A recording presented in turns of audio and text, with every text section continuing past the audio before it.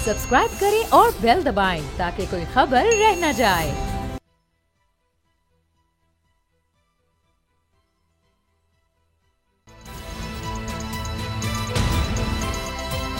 अब पता चला। बिस्मिल्लाहिर्रहमानिर्रहीम, अस्सलाम वालेकुम। मैं हूं मोहम्मद उसामा गाजी और आप देख रहे हैं पता चला। हुकूमत के आखिरी दिन चल रहे हैं। वज़ीर आज़म शहबाज शरीफ के यहाँ वहाँ खिताब पर खिताब चल रहे हैं और पार्लियामान में कानून साजी के नाम पर तमाशे लगे हैं। किसी शायर क्या खूबसूरत शेर है कि वो ताज़ा दम है नए शोबदे दिखाते हुए, अवाम थकने लगे हैं तालियां बजाते हुए। आज पार्लियामान में कानून साजी के नाम पर जो शोबदेबाजी हुई वो हुकूमत की इत्तेहादी पीपल्स पार्टी सेनेटर रज़ा रबानी से भी बर्दाश्त ना हो सकी। वो आज के दिन को स्याह तरीन करार देते हुए सेनेट से वॉकआउट कर गए। मगर फर्क क्या पड़ता है, हुकूमत ने कानून साजी के नाम पर कानून से जो खिलवाड़ करना था कर लिया। पार्लियामानी तारीख की तेज तरीन कानून साजी में नया रिकॉर्ड बना डाला। कौमी असम्बली का इजलास स्पीकर राजा परवेज अशरफ की जेर सदारत हुआ। इजलास में 36 बिल कानून साजी के लिए एजेंडे में शामिल किए गए। बिना कोरम पूरा किए 15 अरकान ने 1 घंटे में 29 बिल मंजूर कर लिए। नूर आलम खान भी कहते रह गए कि ऐवान में अराकीन मौजूद हैं और ना वज़रा, लेकिन उनकी भी ना सुनी गई। सच यह है कि हुकूमत बहुत जल्दबाजी में है। निगरान वज़ीर आज़म पाकिस्तान कौन बनेगा यह फैसला भी बैरून मुल्क हो रहा है। हुकूमत ने इत्तेहादियों से नाम तो मांग लिए हैं मगर फैसला नवाज शरीफ और आसिफ जरदारी ने करना है, जिनकी दुबई में तवील मुलाकात और मुशावरत की खबरें हैं। इस मुलाकात में किस किस चीज पर मुशावरत की गई है, इसी से आगाज करेंगे। सैयद मुजम्मिल शाह मेरे साथ हैं। मुजम्मिल, ये अब वक्त कम होता चला जा रहा है, इसीलिए लगता है कि मुलाकातें तवील नहीं है। आपको क्या लगता है कब तक फैसला हो जाएगा? और एक चीज हतमी है कि कम से कम जो भी बंदा होगा वो सियासतदान होगा। देखिए, इस पर इंसिस्टेंस तो है, ख़ास तौर पे नून लीग की कि कोई पॉलिटिकल आदमी होना चाहिए। उसकी वजह यह है कि PDM बिलखसूस PMLN भी ये चीज़ फील करती है कि अगर निगरान सेटअप तवील हो जाता है तो इसमें सिर्फ़ और सिर्फ जो नुकसान है वो पॉलिटिकल क्लास का होगा पाकिस्तान के अंदर, चाहे कोई भी पार्टी हो, क्योंकि उससे फ़ायदा नहीं उठा सकते। बगैर इलेक्शन के, बगैर मैंडेट के, पावर से बाहर बैठ के आप कोई भी चीज़ एग्जीक्यूट नहीं कर सकते जो आपके एजेंडे का हिस्सा हो सकती है। तो एक जो ख़तरा रहा उनको वो ये था कि अगर कोई ऐसी शख्सियत आती है जो कि टेक्नोक्रेट हो या फिर जो इकोनॉमिक मैनेजमेंट के लिए आए, जिसमें हमने ये देखा कि अभी जो अमेंडमेंट पास की गई है जिसके तहत निगरान वज़ीर आज़म को मज़ीद इख्तियारात मिलेंगे, जिसमें वो प्राइवेटाइजेशन कर सकते हैं, दीगर इस्लाहात कर सकते हैं, तो उससे तासुर यही मिलता है कि निगरान सेटअप को तवील करने का प्लान है। लेकिन साथ साथ उसको जो है वो अपोज भी किया जा रहा है। ख़ास तौर पे नून लीग ये चाहती है, बेशक ये सागदार साहब का नाम जो सामने आया इस पर कंसेंसस नहीं हो सका, इसको डिनाई कर दिया, लेकिन डेलिबरेटली नून लीग की क़यादत में ये बात डिस्कस होती रही है कि चाहे कैसी भी शख्सियत आ जाए, हमारी पार्टी से आ जाए और जितनी भी तनकीद हो, लेकिन वो उससे बेहतर है ना कि कोई ऐसी शख्सियत आए जो हमारी पार्टी का हिस्सा ना हो या फिर PDM का हिस्सा ना हो और आकर वो इस सेटअप को तवील कर दे और हम लोग पॉलिटिकली आउट हो जाएँ और वाइट वॉश हो जाएँ। तो इसीलिए एक ख़तरा जो ये लोग फील करते हैं वो यही है कि अगर इस साल इलेक्शन नहीं होते तो उसमें फिर ये कहना कि अगले साल हमारा कोई चांस होगा या हमारा मैंडेट जो है वो सॉलिडिफाई हो जाएगा मुश्किल है। क्योंकि अगर हंग पार्लियामेंट आती है, अगर तमाम पार्टियों को बराबर की पावर दी जाती है, किसी की से नहीं होती, कोई बड़ी पार्टी इमर्ज नहीं करती, तो उसका मतलब ये है कि लूज़ गेम है पीपल्स पार्टी के लिए भी, नून लीग के लिए भी। और दूसरी चीज़ ये है कि पीपल्स पार्टी के साथ एक हाथ हो गया और वो ये है कि उनको जिस तरह से वज़ीर आज़म का उम्मीदवार कहा जा रहा था कि इस पार्टी से आ सकता है और वो सब हो सकता है। आपको पता है कि बलूचिस्तान अवामी पार्टी की तरफ से बहुत से लोगों ने गारंटी किया था कि हम पीपल्स पार्टी का हिस्सा बन जाएंगे, लेकिन उन्होंने माजरत कर ली। उन्होंने ये कहा कि हम अभी शामिल नहीं हो रहे।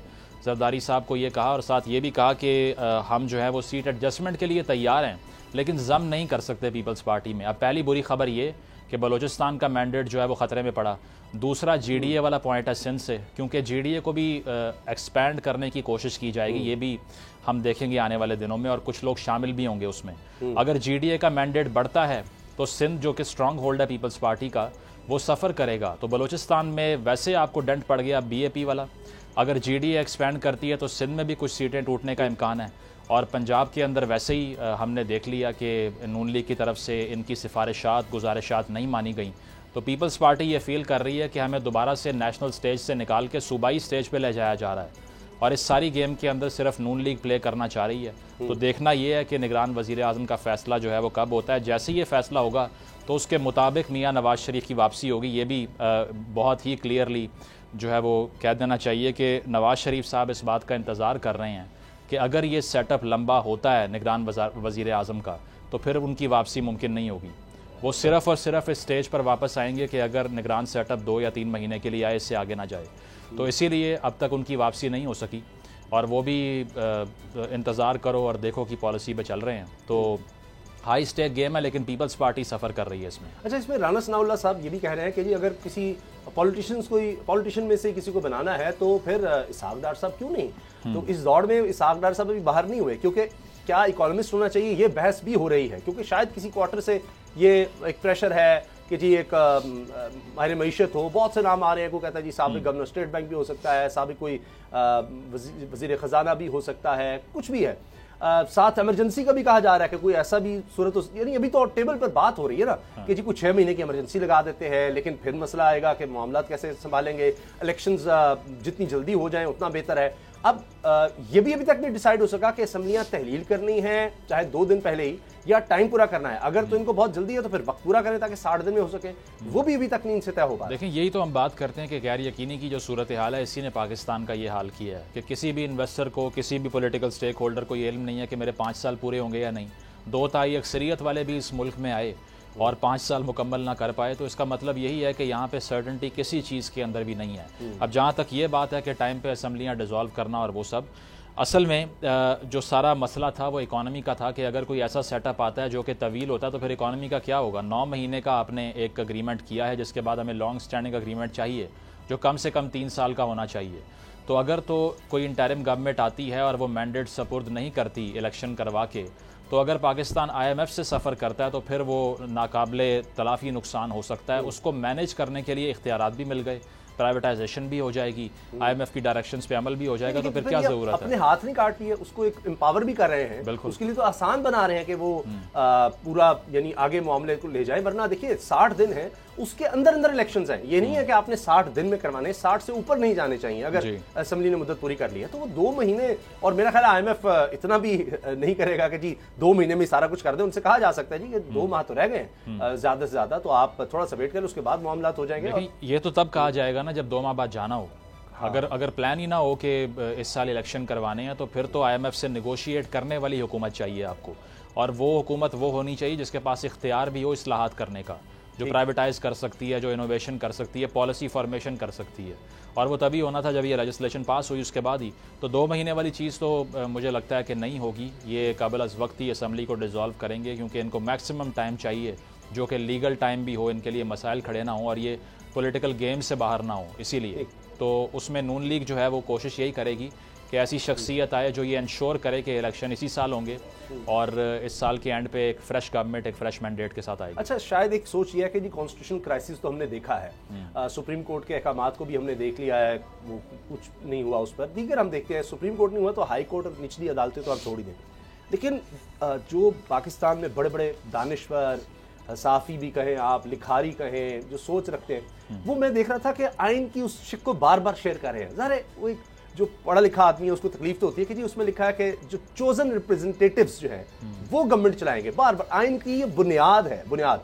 और जो प्रियम्बल है उसमें भी ये चीज़ दर्ज है कि जी जो लोग चुनेंगे कि हुकूमत कौन करेगा। अगर आप एक लंबी कुछ साल के लिए, या मैं कहता हूँ 6 महीने के लिए एक दिन भी ऊपर जाए, उसका क्या होगा। तो हम चूंकि 1.5 साल में देख चुके हैं काम, तो इसलिए कोई फर्क नहीं पड़ता। कॉन्स्टिट्यूशनल एक क्राइसिस हमने गुजार लिया, क्या हो गया, उससे कोई फर्क नहीं पड़ा। मुल्क वहीं का वहीं है, चल रहे हैं ना मामला। कॉन्स्टिट्यूशनल क्राइसिस कंटिन्यू करता है तो शायद समझा जा रहा है इससे फर्क कोई नहीं पड़ेगा। मोहसिन नकवी साहब को किसने चूज किया? मतलब ये अगर उनके पास ऐसे इख्तियारात हैं जो वो पंजाब में एक्सरसाइज कर रहे हैं, और इसके अलावा 2-3 महीने की बात भी अब सब भूल चुके हैं, और वो एज अ वज़ीर आला एक्ट कर रहे हैं इस वक्त, तो इसी तरह यही पॉलिसी जो है वो सेंटर में ले आएंगे। केपी में भी यही है। हाँ जी, वहाँ पर अगर ये मसला है कि जो दहशतगर्दी सर उठा रही है, समझ नहीं आ रही कि उसको हम किस तरह से आगे चलें। देखिए ना, इनको ये इन दी एंड समझना पड़ेगा कि आया सिर्फ आपने पावर पॉलिटिक्स करनी है या इशूज़ की सियासत करनी है। अब इशूज़ की पॉलिटिक्स ये है कि पाकिस्तान को एक स्टेबल गवर्नमेंट चाहिए, और वो सिर्फ और सिर्फ मैंडेट से आ सकती है, इस तरह नहीं आ सकती। ये स्टेबल है, सारों का हिस्सा है। वो केपी की तरह 3-3 वजीर, यहाँ पर 10-10 वजीर कर लें, 20-20 कर लें, 100 की तो पहली काबीना है। देखिए ना, उसमें कितनी इस्लाहात करनी पड़ेंगी, कितनी लेजिस्लेशंस करनी पड़ेंगी अपने रूल को लेजिटिमाइज करने के लिए। अब मैं ये देख रहा था, बड़ी हैरानकुन रिपोर्ट अभी कल सामने आई, जिस पर हमने भी गालिबन इसको जो है वो ओवरलुक किया। वो ये थी कि तकरीबन 200% पाकिस्तान की सैलरी क्लास ने ज़्यादा टैक्स दिया है पाकिस्तान के एक्सपोर्टर्स जो हैं और रिटेलर्स से। यानी कि जो सैलरी क्लास है जिसका मैं और आप भी हिस्सा हैं, एग्रीकल्चर भी बिल्कुल 265 अरब रुपए उन्होंने टैक्स दिया है। और जो इम्पोर्टर्स हैं, जो टाइकून्स हैं, बड़े बड़े कारोबारी हजरात हैं, और जो अशराफी है पाकिस्तान की, उन्होंने कुल मिला के 89 अरब दिया है। तो सैलरी क्लास से 265 अरब ले लिया आपने और खुद 90 अरब से भी तो कम। मैं देखा था प्रेस कॉन्फ्रेंस किया जी, इसहाक डार को वज़ीर-ए-आज़म बनाए। रिटेलर्स जो हैं कहते हैं इसहाक डार को वज़ीर-ए-आज़म बनाए जब उन्होंने। अच्छा सदीक जान, ये बताइएगा कि ये अब निगरान सेट अलग मामला है, असम्बलियाँ तहलील करनी है, मुद्दत पूरी करनी है, वज़ीर-ए-आज़म कौन होगा, इकोनॉमिस्ट होगा, अभी तक सिर्फ मुलाकातें हैं और मुल्क से बाहरी फैसले हो रहे हैं इस मुल्क के। बिल्कुल उसामा भाई, दुरुस्त बात है। देखें उसामा भाई, अब मेरा ये ख्याल है कि मामलात कुछ जो चीज़ें जिन पे हमारा ज़्यादा फोकस है ना, जैसे हमारा ज़्यादा फोकस रहता है कि चेयरमैन पीटीआई डिस्क्वालीफाई होंगे नहीं होंगे, जेल जाएंगे नहीं जाएंगे, मेरा ख्याल मामलात इन सारी चीज़ों से बहुत आगे चले गए हुए हैं। देखें कुछ चीज़ें तो इस वक्त तय हैं, यानी वो नज़र आ रही हैं, वो सामने दीवार पर लिखी हुई नज़र आ रही हैं कि चेयरमैन तहरीक इंसाफ डिस्क्वालीफाई होंगे।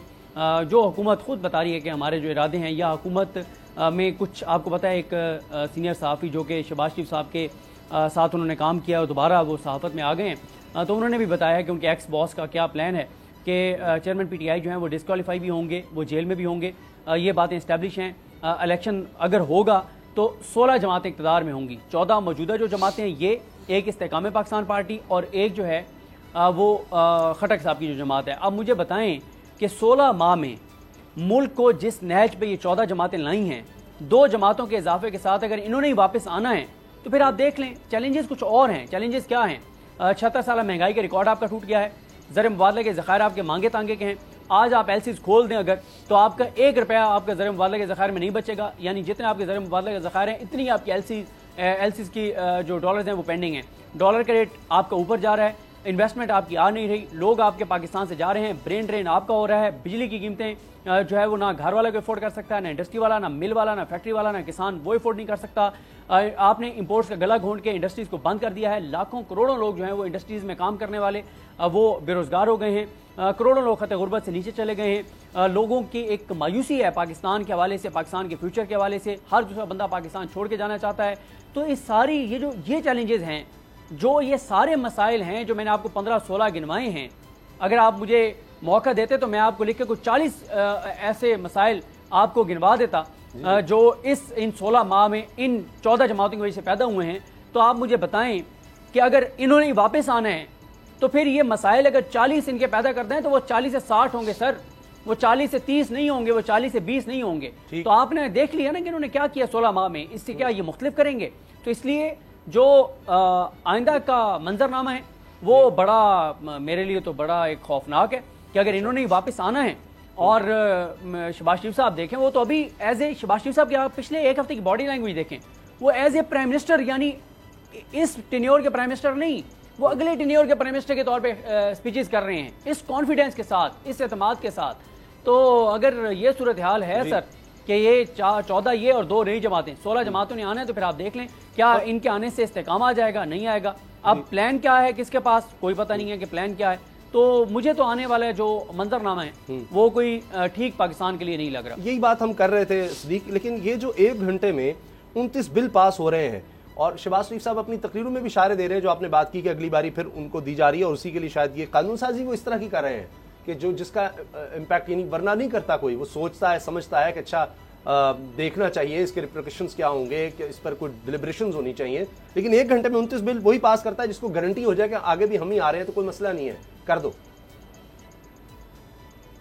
जी देखिए, मसला ये है उसामा साहब के जी उसामा साहब, मसला एक और ये है कि कुछ और बातें भी शहर इक़्तिदार में होना शुरू हो गई हैं, जो मैं मुसलसल आपको कह रहा हूँ कि वो हम प्रोग्राम में डिस्कस नहीं कर सकते, जो शहर इक़्तिदार में बातें हो रही हैं। वो जो है, क्योंकि आपको मियाँ साहब का एक ट्रैक रिकॉर्ड भी पता है कि मियाँ साहब का ट्रैक रिकॉर्ड क्या है, कि उनकी हर बार कहाँ लड़ाई होती है। फिर देखें, इस वक्त लड़ाई कोई सिविल सुप्रीमेसी के ऊपर नहीं हो रही, कोई वोट को इज्जत दो के ऊपर लड़ाई नहीं हो रही भाई, अगले इक़्तिदार में हिस्से के ऊपर लड़ाई हो रही है। निगरान वज़ीर आज़म और निगरान काबीना में हिस्से के ऊपर लड़ाई हो रही है। अगले इक़्तिदार में अच्छा जी, वो फजल रहमान साहब कहते हैं कि जब कायद तो मैं हूँ भाई, PDM का कप्तान तो मैं हूँ, सिपह सलार तो मैं हूँ, ये जो मियाँ साहब बाहर गए हैं वो मेरी वजह से गए हैं, बाहर गए हैं तो फिर वहाँ से उनकी बातचीत हुई है, वीडियो कॉल्स हुई हैं, स्काइप पे कुछ मीटिंग्स हुई हैं, फिर कुछ और लंदन में खुफिया मकामात पे मीटिंग्स हुई हैं। वो सारी तो ना मियाँ, अगर ना मैं धरना देता, ना मियाँ साहब बाहर जाते तो इक़्तिदार आप लोगों को कहाँ से मिलना था। तो वो कहते हैं जनाब मेरा फिर 2 सूबों पे हक है, बलोचिस्तान पे भी मेरा हक है और KPK पे भी मेरा हक है। फिर हामिद मीर साहब, उनको आपने कल परसों सुना होगा, वो कहते हैं कि जरदारी साहब जो हैं वो अलग नाराज हुए बैठे हैं। वो कहते हैं जनाब बाप पार्टी ने पीपल्स पार्टी में जाम होना था, वो नहीं करवा रहे आप। ये इस्तेकाम पाकिस्तान में पार्टी में जो लोग गए हैं, ये तो मेरे साथ वादा था कि मेरे पास आने, ये जो खटक के पास बंदे भेजे जा रहे हैं वो तो पीपल्स पार्टी में आने थे। तो अब जो लड़ाई इस वक्त हो रही है ना उसामा गाजी साहब, वो हो रही है अगले इक्तदार में हिस्से के ऊपर, और यहाँ तक कि वजारतें भी अभी से डिस्कस हो रही हैं कि आपके पास इतनी वजारतें होंगी, हमारे पास इतनी होंगी, और कौन कौन सी वजारत किसके पास होगी, इस पर भी डिस्कशन हो रही है। फिर आप खुद अंदाजा लगा लें सर जी के क्या हालात और वाक़यात होंगे। अच्छा, अब ये जो बातें सिद्दीक ने की हैं, इसमें मैं देख रहा हूँ कि अब ये भी सोचा जा रहा है कि शायद जो आगे करना है उसके लिए कि कोई बोल ना सके। अब एक नई ई सेफ्टी एजेंसी कायम करने की कोशिश की जा रही है जी, और इसमें सोशल मीडिया की सरगर्मियों, टीवी चैनल्स, अखबारात, वेबसाइट्स, इसकी निगरानी होगी। और मैं ये भी देख रहा था कि पहले ही पाकिस्तान के हवाले से बड़े खदशात हैं कि इंटरनेट के हवाले से कि IT को फिर हम कैसे फ़रोग देंगे। ये सब चीज़ें अब उससे जुड़ी हुई हैं, जब आप इन पर कदगने लगाएंगे तो सब चीज़ें नीचे चली जाएंगी। देखिए, पार्लियामेंट के हवाले से पहले तो वो जो बिल्स की बात हुई, उसमें तो एक कंटिन्यूएशन है पाकिस्तान की पार्लियामान का, एक जो तज़हीका में ट्रीटमेंट होता है उसकी, क्योंकि हमारे जो अगर हिस्ट्री को देखें तो एवरेज होती है एक वज़ीर आज़म की, वो 3% 4% होती है, इससे ऊपर नहीं जाती। अगर हम पिछले दौर की बात करें तो PTI ने जो है वो रिकॉर्ड कायम किया था ऑर्डिनेंस पास करने का, 77 ऑर्डिनेंस पास किए तहरीक इंसाफ ने, जो कि एक रिकॉर्ड है, इससे पहले कभी नहीं हुए।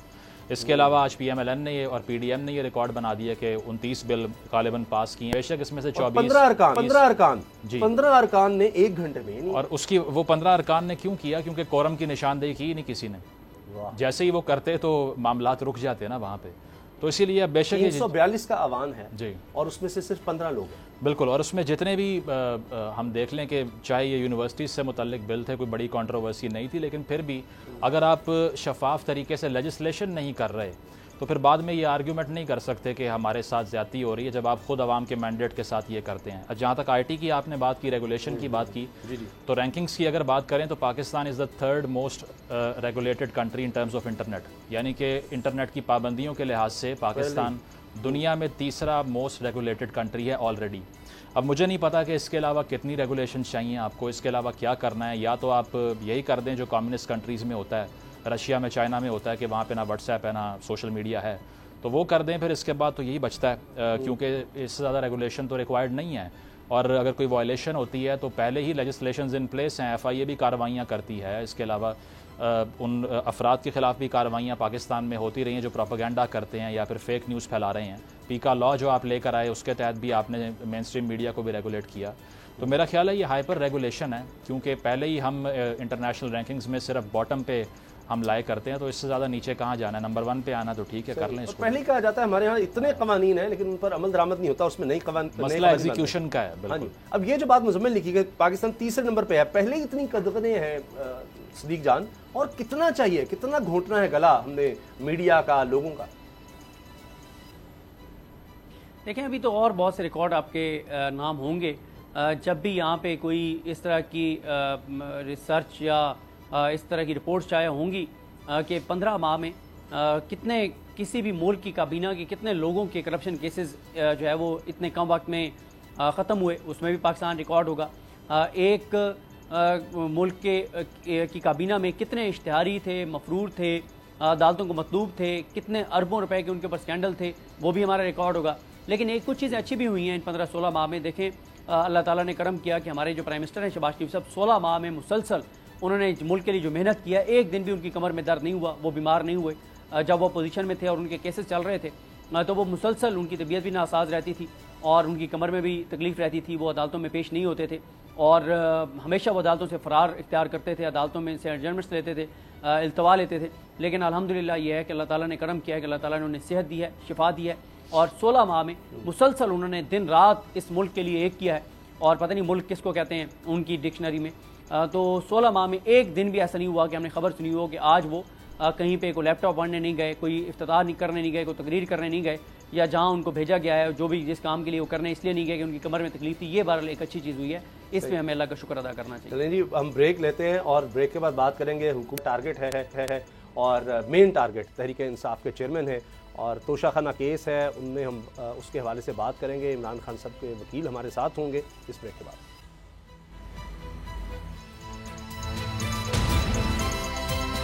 अब पता चला।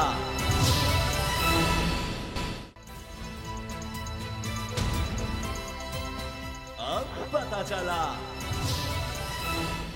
चेयरमैन पीटीआई को इस्लामाबाद हाई कोर्ट की तरफ से रिलीफ नहीं मिल सका। चीफ जस्टिस आमिर फारूक ने चेयरमैन पीटीआई की मुकदमात में दूसरे अदालत में मुंतकली की दरखास्तें मुस्तरद की हैं। दूसरी तरफ हम देख रहे हैं तोशाखाना का जो केस है, ट्रायल है, उसमें भी कोई स्टे नहीं मिल सका, वो भी चलता रहेगा, बल्कि बहुत तेज़ी से हम देख रहे हैं चल रहा है। इसी बारे में हम बात करेंगे। बैरिस्टर गौहर अली खान साहब हमें ज्वाइन कर चुके हैं, वकील हैं तहरीक इंसाफ के। बैरिस्टर साहब, ये तो लगता है कि अब रिलीफ नहीं मिल रहे तहरीक इंसाफ को, और ये केस बड़ी तेज़ी से चलेगा तोशाखाना का। ऑब्वियसली केस तो पहले से ही बहुत तेजी से चल रहा है, लेकिन हमारा भी एक हक है। लास्ट टाइम जो सुप्रीम कोर्ट में गए थे, सुप्रीम कोर्ट ने इस वजह से रिलीफ नहीं दिया था, लेकिन वो मैटर हम वापस भेजते हैं इस्लामाबाद हाई कोर्ट, क्योंकि उसके बाद जो सबसीक्वेंट डेवलपमेंट हुई इस्लामाबाद हाई कोर्ट इसका वंस एंड फॉर ऑल सारे केसेस का एक साथ ही फैसला कर ले। अभी चूंकि स्टे मैटर भी इन्वॉल्व था, लेकिन स्टे मैटर का हमारा राइट है। अभी जब इस्लामाबाद हाई कोर्ट ऑर्डर कर ले तो इसके साथ काफी लेकर के हमारा राइट है, सुप्रीम कोर्ट इंशाल्लाह तक जाएंगे। उम्मीद है हमें रिलीफ वहां से मिल जाएगा। जी ठीक। गौर साहब, इस पर जो नाक़दीन है इस केस को लेकर चेयरमैन तहरीक इंसाफ के हवाले से जो बात करते हैं वो ये कि रिपीटेडली ऐसे टैक्टिक्स यूज़ किए जाते हैं जो कि डिलेइंग टैक्टिक्स मालूम होते हैं, क्योंकि किसी एक पर्टिकुलर जज पे एतराज़ करना या फिर ये जो फौजदारी मुकदमे का ट्रायल था इसको रुकवाने की दरख्वास्त देना, जुरिस्डिक्शन को बाला ताक रखे। हालांकि जुरिस्डिक्शन का मैटर कल भी रेज़ किया गया कि इस्लामाबाद हाई कोर्ट बनता है रेलेवेंट, यहाँ नहीं बनता। तो ऐसा ही है कि कुछ टाइम बाय करना चाह रही थी legal team chairman Tehreek Insaf की।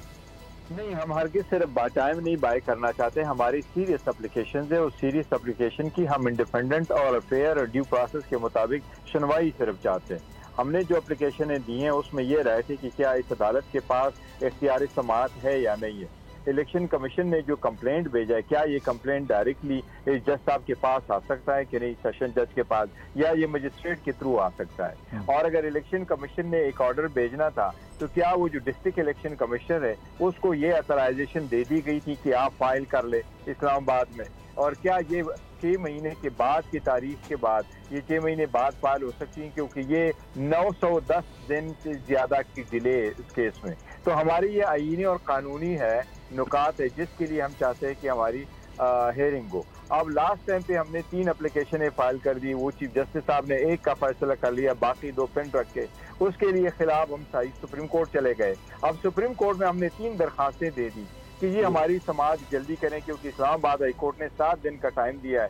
7 दिन के अंदर अंदर इसका तो फैसला हो जाएगा। जज साहब ने नीचे 4 दिन के अंदर फैसला कर लिया, तो जो हाई को सुप्रीम कोर्ट में हमने एप्लीकेशन फाइल कर दी थी, इसलिए एक नया ऑर्डर हो गया।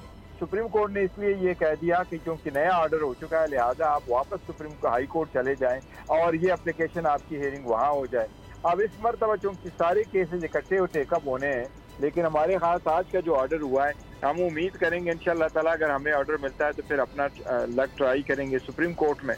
अदरवाइज तो हमने ट्रायल फेस करना है। जो हमें 342 की स्टेटमेंट दे दी गई है वो कानून के मुताबिक हमारा भी राइट है कि हम अपने विटनेसेस का नाम दे दें। हमारे विटनेसेस भी आएंगे, हमारी स्टेटमेंटें भी रिकॉर्ड होगी। तो वक्त का तो ऑब्वियसली एक फैक्टर है, बट हम चाहते हैं कि वक्त इतना हमारे लिए अहम नहीं है जितना कि हमारे लिए इस मैटर का पहले फैसले में फैसला होना अहम है कि पहले ये फैसला तो किया जाए कि क्या ये अदालत फैसला कर सकती है कि नहीं, क्या मेरे खिलाफ फर्स्ट पर्सन ये केस चल सकता है कि नहीं। क्योंकि जितने भी डॉक्यूमेंट्स थे, ये डॉक्यूमेंट्स ए टू जी जो इलेक्शन कमीशन ने फाइल किए थे, हुआ ये था स्पीकर की तरफ से एक रेफरेंस आया, 5 एमएनए साहिबान की तरफ से एक रेफरेंस आया, वो एमएनए साहिबान का रेफरेंस खत्म हो गया, स्पीकर का रेफरेंस चला।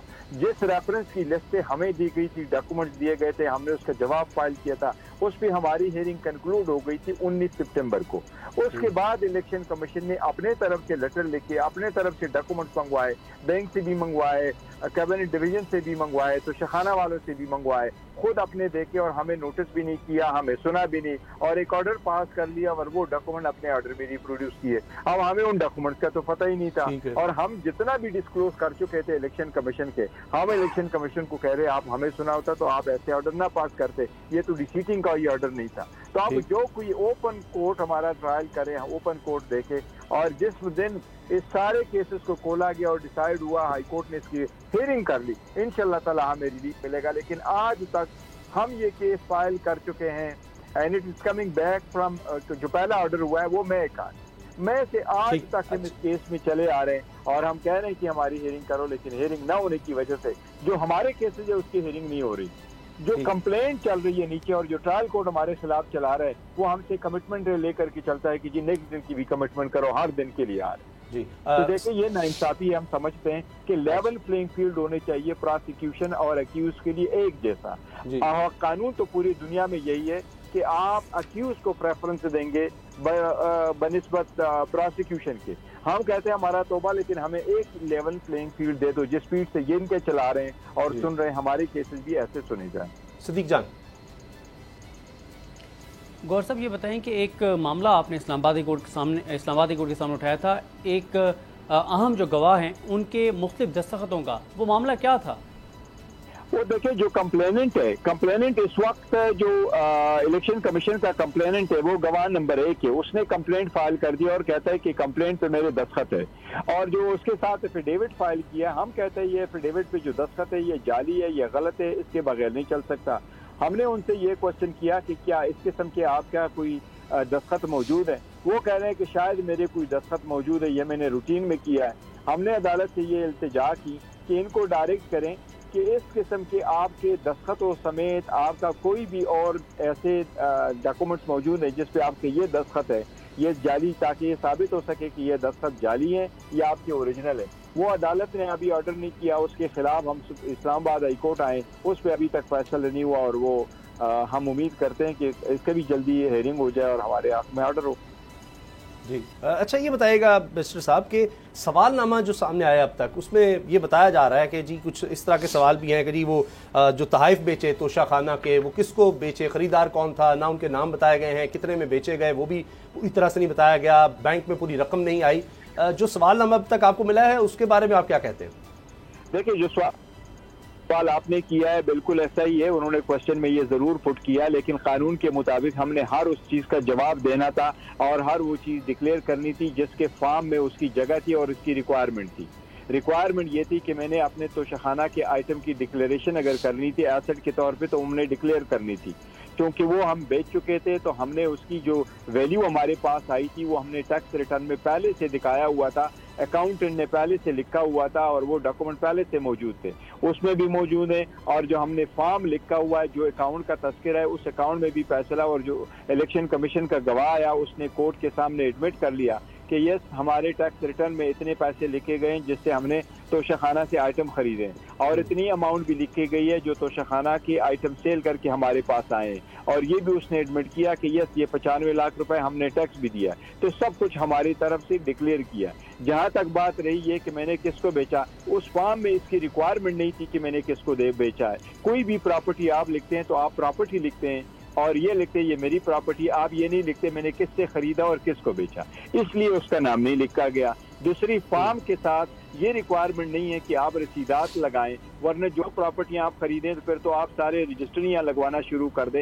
ये एक स्टैंडर्ड फॉर्म है और ये स्टैट्यूटरी फॉर्म है। ये वो फॉर्म है जो इलेक्शन एक्ट में और पहले इससे पहले रिप्रेजेंटेशन ऑफ पीपल्स एक्ट जो था उसकी रिक्वायरमेंट है। तो कानून के मुताबिक जिस फॉर्म में जिस कैटेगरी में हमने एंट्री करनी थी वो हमने कानून के मुताबिक फुली की थी।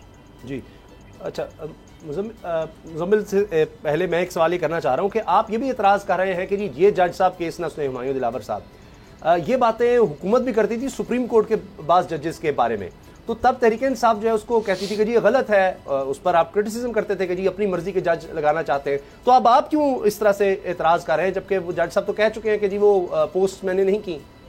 हाँ बिल्कुल, आपकी बात थी कि मर्जी का जज बिल्कुल नहीं होना चाहिए और हम इतराज करते हैं इस बात पे, और हम भी अपनी मर्जी का जज हरगिज नहीं चाहते। नहीं, हमने कहा है वो मुस्लिम लीग नून तो ये कहती रही कि हमें फुल कोर्ट दे दे, लेकिन जब वो फुल कोर्ट की बात करती है, हाँ जी सारे कोर्ट, लेकिन ये तो 2 प्लांट 1 2 3 जजेस जो है ना ये उसमें ना बैठे। और सुप्रीम कोर्ट तरीक़ेकार यही है कि जो सुपीरियर जुडिशरी है, हाई कोर्ट और सुप्रीम कोर्ट, उसका तरीक़ाकार डिफरेंट है जो सेशन जजेस का तरीक़ेकार है। हमने तो जज साहब को सर पहले एक दरख्वास्त दी थी कि इससे हमारा केस ट्रांसफर करे, और इसीलिए दे दी थी कि हमारे खिलाफ जो चार्ज फ्रेम हो गया था वो खान साहब से जिस वक्त कस्टडी में थे, अनलॉफुल कस्टडी में उन्होंने ले लिया था, नेब ने उसी दौरान ले लिया था, और जज साहब ने ऑन हिज ओन इसको चार्ज को फ्रेम किया था, तो हमने दरख्वास्त दे दी थी कि ये तो कानूनी तौर पर गलत चला है तो इसलिए करे। दूसरी, हमने उनको ये पॉइंट आउट कर लिया था कि हमें खदशा है, हमें यहाँ से इंसाफ नहीं मिलेगा, लिहाजा कोई भी और जज के सामने आप लिखे। तो हमें तो सिर्फ इंसाफ के तकाज़ों को मद्देनजर रखते हुए और बाइस की जो कानूनी और आईनी तरीक़ाकार है और सुप्रीम कोर्ट की जो जजमेंट है कि अगर आप पे जज से ये तवक्को नहीं है कि उससे आपको इंसाफ मिलेगा, तो आप उस जज के पॉइंट के नोटिस में ले आएँ कि जी इस वजूहात की वजह से मुझे खदशा है कि मुझसे आपका इंसाफ की तवक्को नहीं है, लिहाजा आप इस केस को ना सुने। वो हमने रखा हुआ। तो हमारे प्ली में और जो बाकी लोगों की प्ली है मुस्लिम लीग वाली, वो तो पॉलिटिसाइज कर रहे थे, जजेस को भी पॉलिटिसाइज कर रहे थे, उनकी फैमिली को भी कर रहे थे, उनके खानदान के बच्चों को जा रहे थे। हमने तो कभी नाम तक नहीं लिया, न बेबी का, न बच्चों का, न हमने कोई एक लफ्ज लिखा। हमने दरख्वास्त भी दी है तो बड़े टेम्परेट लैंग्वेज में किया, हमने जज को मलाइन नहीं किया, हमने उसको स्कैंडलाइज नहीं किया, हमने उसको और गिव अपॉलॉजी एक रिक्वेस्ट की है कि सर हम सफर हो चुके हैं, अक्यूज की हैसियत से हमारा राइट है। मुस्लिम लीग में तो कोई अक्यूज नहीं था उस अदालत में,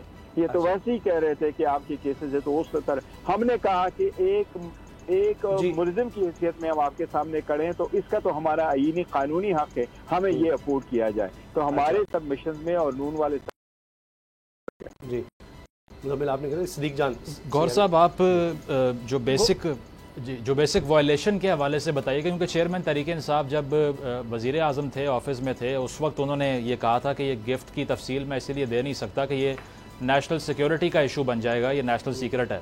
उसके बाद में ये तफसील बाहर भी आई। तो अब जो बुनियादी ऑफेंस है, जो वायलेशन है, वो क्या इन गिफ्ट्स को अंडर वैल्यू डिक्लेयर करना है, डिक्लेयर ना करना है, या ख़रीद के बेच देना है? इन तीनों में से असल बुनियादी वायलेशन क्या है? नहीं, जो पहले वाला था जिसमें उस वक्त एक रिट पिटीशन आई हुई थी उस वक्त की हुकूमत के दौर में, और उसमें सिर्फ एक आम बंदे ने ये कहा था कि सारे लोगों के नाम डिस्क्लोज किए जाएं, तो वो एक पॉलिसी डिसीजन है जो गवर्नमेंट वज़ीर आज़म ने नहीं करना। वो जो कैबिनेट डिवीजन है उसने उस वक्त डिसाइड कर लिया था कि ये नाम कोई डिस्क्लोज नहीं करता। जहाँ तक एक इंडिविजुअल का आइटम है, आप खरीदें बेचें, तो जिस वक्त आप खरीदें फिर आपका राइट है। किसी के पास जिसने भी तोशाखाना के आइटम लिए, उसका मकसद ये नहीं कि आप जिंदगी भर रखो, वो आपकी प्रॉपर्टी है। जिस वक्त आप उसके तोशाखाना की अमाउंट पे करें वो आपकी है, आप चाहे अपने पास रखें, चाहे तो उसको आगे बेचें। इस वक्त हमारी ऊपर जो इल्ज़ाम उन्होंने लगाया है ये हरगिज़ इसका नहीं है कि आपने अंडर वैल्यू कर दिया, आपने कोई पैसे ज़्यादा लिए, क्या किया। सिर्फ और सिर्फ दो चार्ज लगे कि 2018-19 और 2020-21 वाले साल में आपने जो तोशाखाना के आइटम है वो डिक्लेयर नहीं किए। इतना सी जुर्म है, क्योंकि कमीशन के आइन जो इलेक्शन एक्ट है उसके मुताबिक ये डिक्लेयर करना होता है। और हम कहते हैं कि सर आप मिसरीड न करें हमारे डॉक्यूमेंट्स को। ये टैक्स रिटर्न है, ये मेरा तोशाखाना के जो ये मेरे फार्म है एसेट्स एंड लायबिलिटी के, इसमें मैंने ये फलां बल्कि जो रिप्लाई हमने ड्राफ्ट की थी उस रिप्लाई में हमने कॉलम का नंबर भी दिया था और हमने पेज नंबर भी दिया था, और उसके जो कोड है वो कोड नंबर भी कोड किए थे, बिकॉज हमें ये खदशा था कि शायद इलेक्शन कमीशन हमारे डॉक्यूमेंट्स को सही निगाहों से ना देखे। तो उसकी डर की वजह से हमने उनका एक एक वर्ड लिखा था कि ये आइटम, ये एंट्री, ये कोड, ये हमने सारा डिक्लेयर किया है। हम कहते हैं उनको कि आप देख ले, ये सब कुछ डिक्लेयर्ड आइटम है। ठीक, सदीक जान गौर साहब ये बताएं कि अगर आपको इस्लामाबाद हाई कोर्ट से स्टे नहीं मिलता और नीचे ट्रायल डे टू डे चलता रहता है, तो आपको क्या लगता है कितने दिन में हुमायूं दिलावर साहब जो है वो इस केस का फाइनल डिसीजन जो है वो सुना देंगे? देखिए, इनका तो फिर अगर जिस स्पीड से वो चला रहे हैं तो फिर तो थोड़े दिन लगेंगे, हफ्ता 10 दिन 2 हफ्ते ये लगाएंगे। लेकिन हमें ये उम्मीद जरूर है कि अगर मंडे वाले दिन को कोर्ट प्रोसीडिंग शुरू हो जाती है और हमें ऑर्डर की कापी ये प्रोवाइड करते हैं तो सुप्रीम कोर्ट जाना हमारा हक है, और सुप्रीम कोर्ट में अर्ली हियरिंग लगवाएंगे, क्योंकि जब तक हमारे गवाह आते हैं, क्योंकि ये हमारे साथ बहुत ज्यादा नाइंसाफी होगी। हमने आज भी उनको जजमेंट दी 1960 से लेके गौर साहब कतकलामी की माजरत, ये बताएं कि 342 का जो बयान है चेयरमैन पीटीआई का, उसके बाद फिर क्या रह जाएगा कि जिसको आप कह रहे हैं कि 10 से 14 दिन लग सकते हैं इस केस के को कंक्लूड होने में, क्या रह जाएगा 342 के बयान के बाद? 342 के बयान अगर ये कराते तो हमारे 342 की स्टेटमेंट जिस वक्त रिकॉर्ड होता है तो उसमें हर अक्यूज ने ये बताना होता है कि मैं गवाह को लेके आ रहा हूँ कि नहीं लेके आता। तो गवाह लेके आते हैं तो गवाह भी आएंगे, तो उसमें तो 1-2 दिन तो लग जाते हैं। तो वो होगा। मैं इसलिए तो कह रहा हूँ कि अगर जज साहब हमें जो है ना संडे और सैटरडे को इस तरह चलाते नहीं चलाते तो फिर तो हमें मिल जाएगा हफ्ता 10 दिन। और जिस दिन हम फाइल करेंगे सुप्रीम कोर्ट में तो उम्मीद है कि हम दरखास्त वहाँ देंगे कि जिस स्पीड से ये चला रहे हैं तो आप प्लीज़ हमें भी चलाएं। अदरवाइज तो सदीक जान साहब आपने देखा है कि हमारा ट्रायल तो सुबह शुरू हो जाता है 3:30 साढ़े 9 से 9 से 9:30 से शुरू हो जाता है, 4 साढ़े 4 और 5 बजे तक चलता है। जुमे वाले दिन भी कोर्ट ज़्यादा लगती है। तो इस तरीके कार से तो चलता है। तो ऑब्वियसली आपकी बात ठीक है, थोड़े ही दिन लगेंगे, लेकिन उम्मीद है कि सुप्रीम कोर्ट हमारा केस उससे पहले सुनेगा। और हमारी सिर्फ एक सिंपल इस्तदा है, पहले इसका फैसला करे लीगल पॉइंट का, and then let's go to the trial. If I have to face the trial, we will face the trial. जी, लेकिन गौहर साहब ये तो आपकी कोशिश है, आपकी ख्वाहिश है, आपकी दरख्वास्त है, लेकिन अगर नीचे फैसला आ जाता है जो ट्रायल कोर्ट में आपके खिलाफ यानी तहरीक इंसाफ के चेयरमैन के खिलाफ कि जी इन्होंने नहीं सही डिक्लेरेशन की और सारा, तो उसमें तो सज़ा हो जाएगी। और ऊपर हाई कोर्ट में आपकी दरखास्तें पेंडिंग रहती हैं, तो फिर क्या होगा? और पहले ही सुप्रीम कोर्ट में आप गए, उन्होंने कहा जी नहीं हम नहीं रोक सकते, ये तो हाई कोर्ट का दायरा इख्तियार है, वहाँ जाकर अगर रुकवाया जा सकता है तो रुकवाएं। वहाँ तो हो ही नहीं रहा काम, तो फिर इसी तरह से चलेगा काम? नहीं, तो अगर अच्छी तरह चलेगा तो ये तो बहुत बड़ी नाइंसाफी होगी कि अगर बंदा आपके पास आता है और आपने उसका एप्लीकेशन डिसाइड करते हैं और न उसको हियरिंग के लिए लगवाते हैं, और अगर एक कोर्ट दूसरे में भेजे, दूसरा कोर्ट तीसरे में भेजे, तो ये तो आईन और कानून और ड्यू प्रोसेस के मुताबिक तो नहीं हुआ। ट्रायल अगर होना है तो आईन और कानून के मुताबिक होना है। अदरवाइज तो अगर आप करें तो फिर तो कल परसों आपने जो ऑर्डर लिखना है वो बेशक ड्रा से निकाले और कहे ये तो ऑलरेडी लिखा हुआ ऑर्डर है। तो इस तरह दिनों में तो वो तो अलग बात है। हम तो ये कह रहे हैं कि अगर आईन कानून के मुताबिक है तो प्रोसेस इस तरह होना चाहिए जिसका हम तस्करा कर रहे हैं। लेकिन जो अदालत में हमने होते देखा वो भी तो बड़ा अफसोसनाक है कि ठीक है आपको इतराज़ है हुमायूं दिलावर साहब पर, लेकिन वहाँ वो शटअप वाली भी बात हुई, ठीक है उसमें आप इन्वॉल्व नहीं थे, लेकिन लीगल टीम तो वही थी। तो ये क्या वजह है कि इतना अग्रेशन? वो एक अनफॉर्चुनेट था, लेकिन इस तरह ज़रूर है वो नहीं हमें हुमायूं दिलावर साहब के रिक्वायर्ड जिसके जो भी है हमारे हम जज एज अ जज जो है ना हमें उसकी बहुत कदर है, इज्जत है और एहतराम है। लेकिन वो जो वकूआ हुआ था उसके बाद ये हुआ था, सारा सेटल हो गया था और हमने भी अपॉलॉजी कर दी थी, वकीलों ने भी सारी अपॉलॉजी कर दी थी और जज साहब को हमने रिक्वेस्ट ये की थी, तो वो मैटर तो रफा दफा हो गया। अब कानून की बालादस्ती है। कानून की बालादस्ती जब आपके ऊपर हो और आपके कंधों पे ये सलेब हो कि आपने इंसाफ करना है, तो फिर ज़ाती इनात खत्म होना चाहिए। जिस तरह अली रज़ी अल्लाह तआला अन्हु मुहर्रम का है, तो अगर मैं आपको बताऊं अली रज़ी अल्लाह तआला अन्हु ने किसी को इसलिए माफ किया था कि आपने मेरे चेहरे पे थूका, तो अभी मेरा गुस्सा आया। जज साहिबान अपनी पर्सनल पॉइंट को जहन में नहीं लाना चाहिए, इंसाफ का तकाजा यही है। लास्ट क्वेश्चन गौर साहब, लीगल प्रोसीडिंग्स के अलावा अगर बात की जाए तो 3-3.5 साल में मोरालिटी पे, अखलाकियात पे जितने सरमन्स हमने चेयरमैन तहरीक इंसाफ से सुने हैं, शायद ही ऐसा कभी हुआ हो। उन्होंने कहा था कि ये मैक्सिम है कि लीडर जो है वो मॉरल अथॉरिटी पे रूल करता है, और उसके बाद में ये भी सारी कौम को याद है, रिपीटेडली वो कह चुके हैं कि सब कुछ था मेरे पास, कोई ज़रूरत नहीं थी मुझे यहाँ आके वज़ीर आज़म बनने की। तो उसके बाद गिफ्ट्स को बेच देना, आप पर्सनल कैपेसिटी में क्या समझते हैं, ये कोई मिसाली एग्जाम्पलरी बिहेवियर है?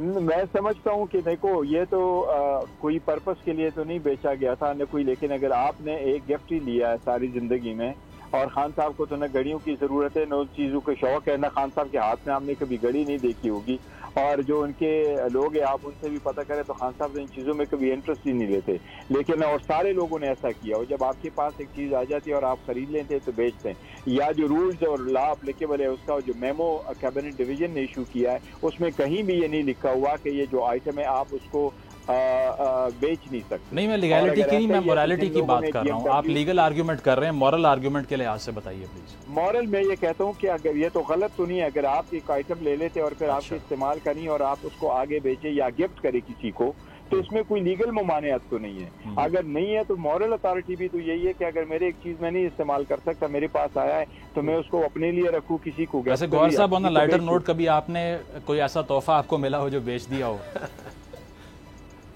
अभी तो मैं सरकारी वो नहीं आया हूँ, लेकिन वो आपकी बात होगी जरूर, लेकिन मैं चाहता हूँ कि ये बात इसी तरीके से हो, अगर उसमें कोई कबाहत नहीं, अगर कोई बेचे तो लोग आ जाते हैं आगे, फर्दर भी गिफ्ट करते हैं। अच्छा, टाइम कम है। सिद्दीक, अगर आपने कोई सवाल करना है?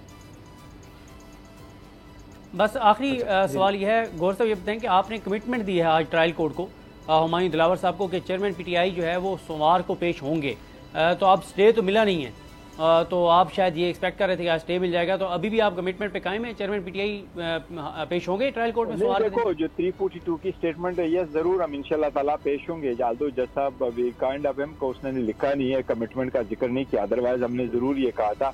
और जज साहब के साथ जो हमारी वर्ड है बिल्कुल ऐसा ही होगा। खान साहब इंशाल्लाह ताला मंडे वाले दिन आएंगे, subject to all just legal exception, Allah ने जिंदगी दे दी तो इंशाल्लाह ताला आएंगे।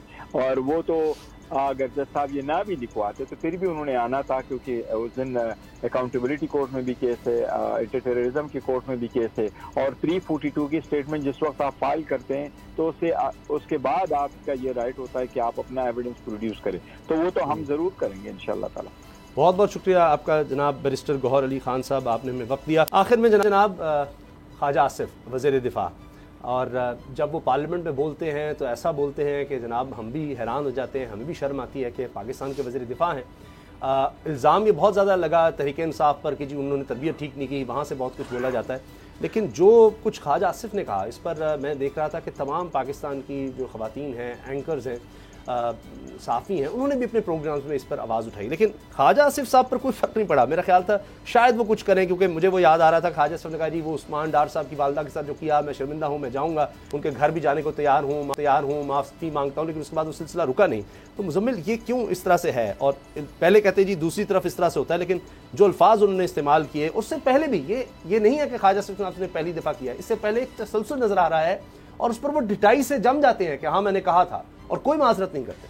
देखिए ये दिस इज़ अटरली ह्यूमिलिएटिंग। उसकी वजह यह है कि आप एक पावरफुल पोजीशन पे हों और बहुत से लोग they look up to you, क्योंकि आप अगर स्टेट को रिप्रेजेंट करें और फिर ऐसी जो है वो गुफ्तगू करें तो इट इज़ अटरली कंडेमेबल। मुझे बहुत अफसोस हुआ सुनकर के जिस तरह से उन्होंने कूड़ा करकट का वर्ड यूज़ किया, बाकियात का वर्ड यूज़ किया, और तरबियत फेंकना है, इनको निकालना है, इनको ख़त्म करना है। बिल्कुल, तो उनको ये ख्याल होना चाहिए था कि हम ऐसे मुल्क में रहते हैं which is the 6th most dangerous country for women in the world, जहाँ पर वायलेंस बहुत ज़्यादा है, जहाँ ऑनर किलिंग्स हैं।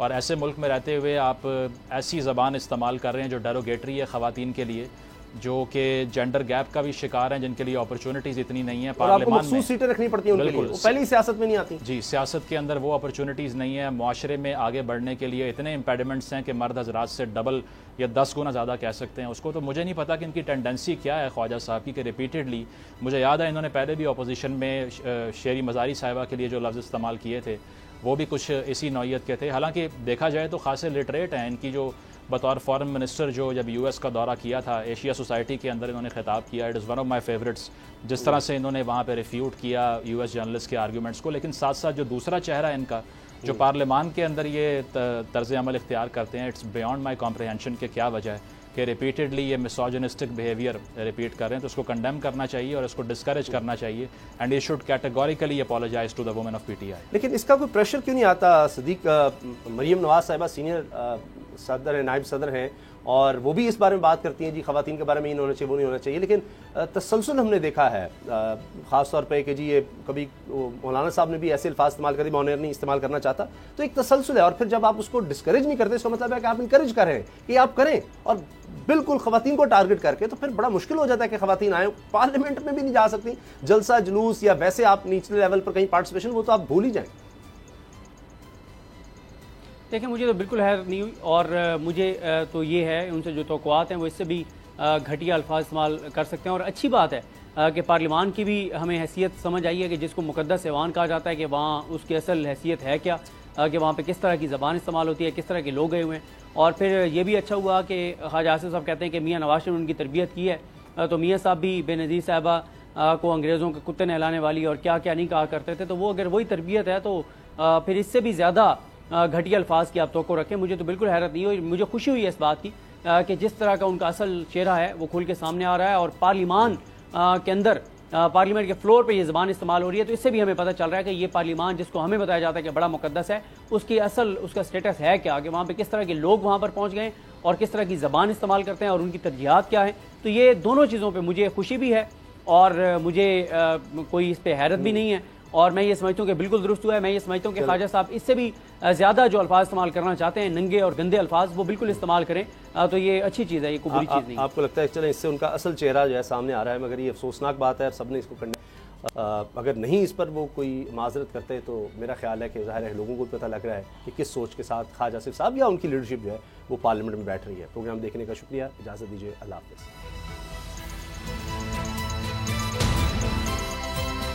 अब पता चला।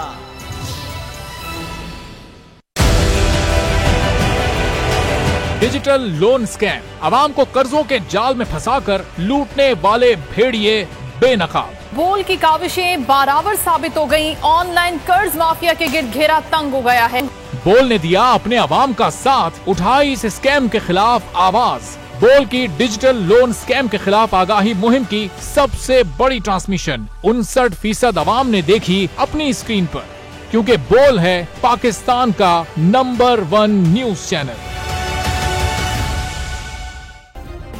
सब्सक्राइब करें और बेल दबाएं ताकि कोई खबर रह न जाए।